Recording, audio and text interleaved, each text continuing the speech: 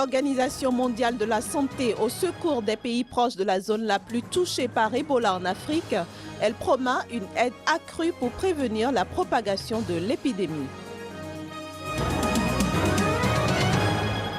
La problématique du trafic d'êtres humains en Afrique de l'Est au cœur d'une conférence internationale au Soudan. Experts et membres d'organisations internationales s'y pencheront aussi sur la migration des réfugiés.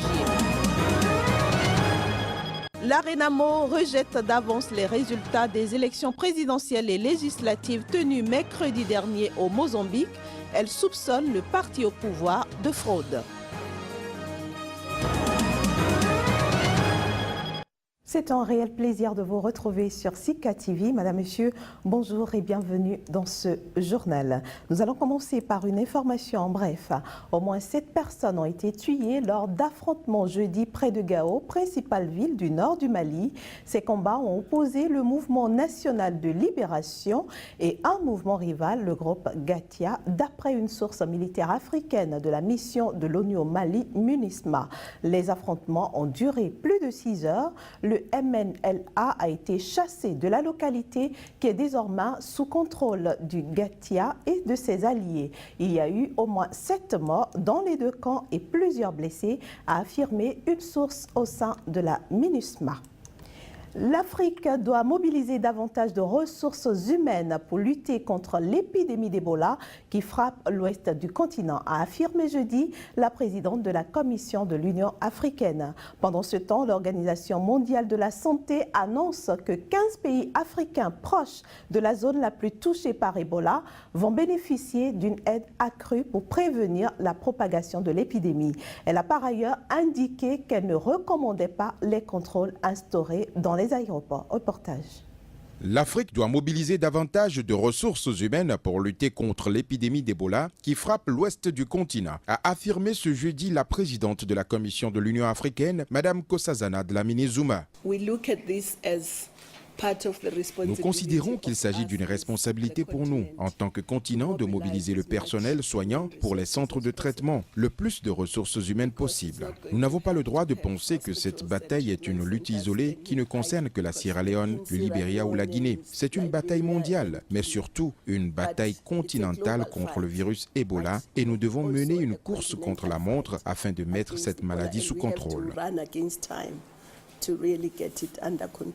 Le mercredi dernier, le Conseil de sécurité des Nations Unies a de son côté demandé une hausse spectaculaire des aides de ses pays membres pour lutter contre l'épidémie qui représente la plus grande urgence sanitaire de ces dernières années. L'Organisation mondiale de la santé a annoncé ce jeudi que 15 pays africains proches de la zone la plus touchée par Ebola vont bénéficier d'une aide accrue pour prévenir la propagation de l'épidémie. Ces pays identifiés comme prioritaires par l'Organisation mondiale de la santé comprennent d'abord les 4 pays frontaliers de la zone touchée en Afrique de l'Ouest, la Côte d'Ivoire, la Guinée-Bissau, le Mali et le Sénégal. 11 autres pays sont sur cette liste: le Bénin, le Burkina Faso, le Cameroun, la Gambie, le Ghana, la Mauritanie, le Nigeria, la République centrafricaine, la République démocratique du Congo, le Soudan du Sud et le Togo. Tous ont été choisis en fonction des routes commerciales et de l'état de leur système de santé. Pendant ce temps, aux États-Unis, le président américain Barack Obama a estimé ce jeudi que la fermeture des frontières pour les personnes en provenance des pays africains foyers de l'épidémie d'Ebola serait contre-productive,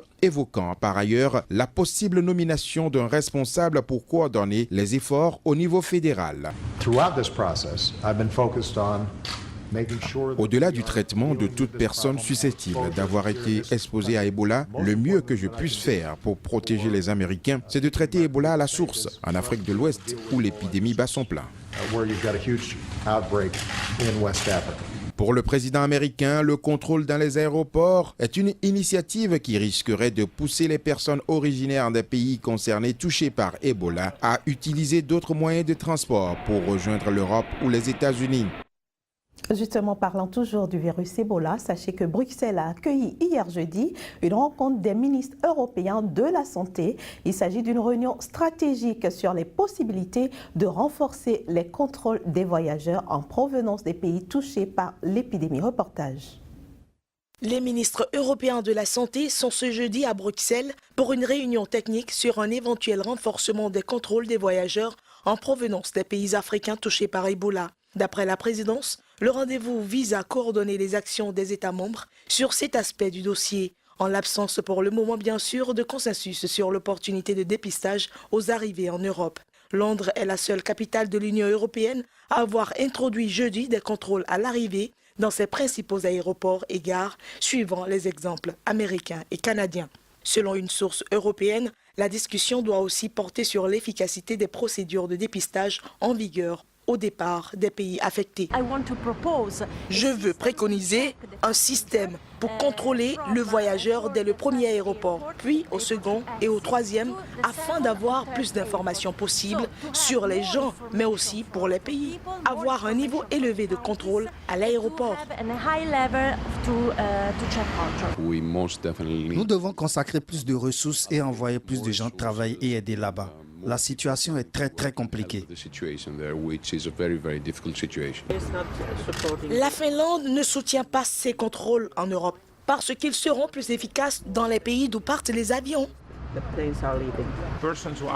Les personnes qui viennent en Europe sont libres d'aller n'importe où sur le territoire. C'est pour cela qu'il faut avoir un plan à l'échelle de l'Europe et non pas seulement au niveau de chaque pays. Parce que toute personne qui vient dans l'espace Schengen peut aller n'importe où et peut entrer dans n'importe quel pays de l'Union européenne. La mise en place d'un dépistage du virus d'Ebola parmi les voyageurs en provenance de ces zones n'est pour le moment pas préconisée par l'Organisation mondiale de la santé, le filtrage s'effectuant actuellement au départ pour l'essentiel via une prise des températures des passagers.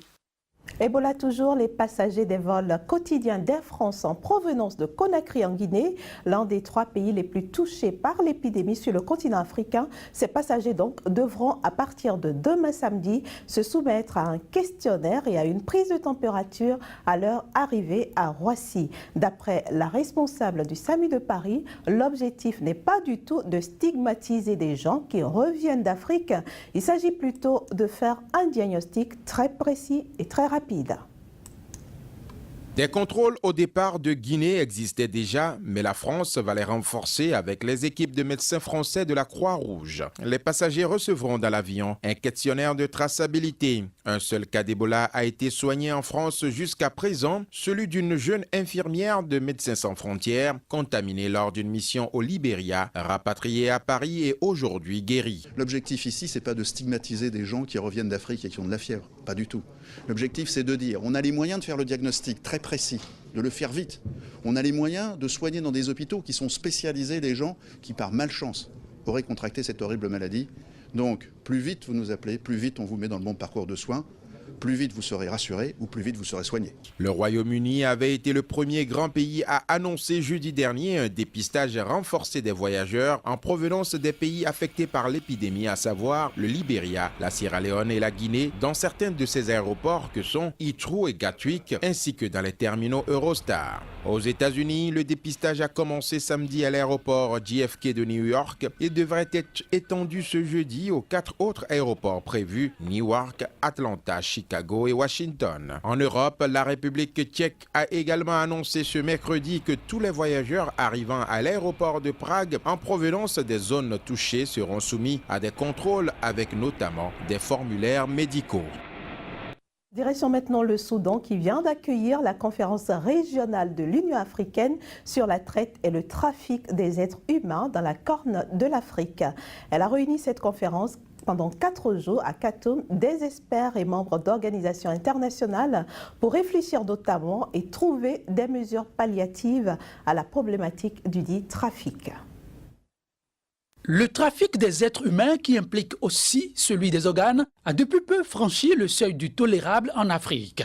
Et ce n'est que secret de polichinelle. Dans son élan de trouver les réponses adéquates au phénomène, l'Union africaine a tenu cette conférence régionale de Khartoum. À ses côtés, pour le même combat, une forte délégation de l'Union européenne et des représentants des 2 agences de l'ONU, le Haut Commissariat de l'ONU pour les réfugiés et l'Organisation internationale des migrations, l'OIM, impliqués dans cette lutte. Aujourd'hui, la majorité des flux que nous constatons viennent surtout de pays d'Afrique de l'Ouest et des Syriens qui arrivent en Europe. Les derniers chiffres d'arrivée à la fin du mois de septembre sont autour de 140 000 personnes qui sont arrivées sur les côtes italiennes et donc sur le territoire européen. Un chiffre légèrement en baisse par rapport aux données de ces 2 dernières années. Le défi reste cependant tout entier. Présent à la conférence de Catone, le vice-ministre italien des Affaires étrangères, Lapo Pistelli, a salué l'initiative. Venant d'un pays principal point de passage et parfois destination de choix des migrants clandestins, Pistelli a annoncé que le processus de Catone prendra effet à partir de la conférence du 28 novembre prochain à Rome.